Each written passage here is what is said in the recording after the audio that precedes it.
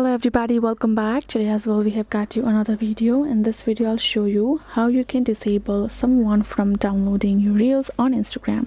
But before that, please do make sure to like our video, subscribe our channel, and yes, without any further delay, let's get into it. For that matter, simply go ahead, access your particular Instagram on your mobile phone. Upon doing that, here you're gonna find this kind of interface, right?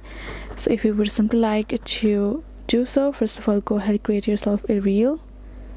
Let's go to reel section, and we have a reel. We're gonna tap on next again, and next over here, and right over here you can see we will find this kind of interface, right? In this section we have plenty of options. We're gonna go to this option of advanced settings in the bottom. Tap on it. Now you can see don't let other use this reel as a template. First of all, turn this on so they won't be able to use this as a template. And then you can see downloading a reel section. You can see allow people to download your reels. If this particular option is toggled on, you have to turn it off. Now when I upload, you can choose this turn off for all reels or turn off for this reel. So let's do this.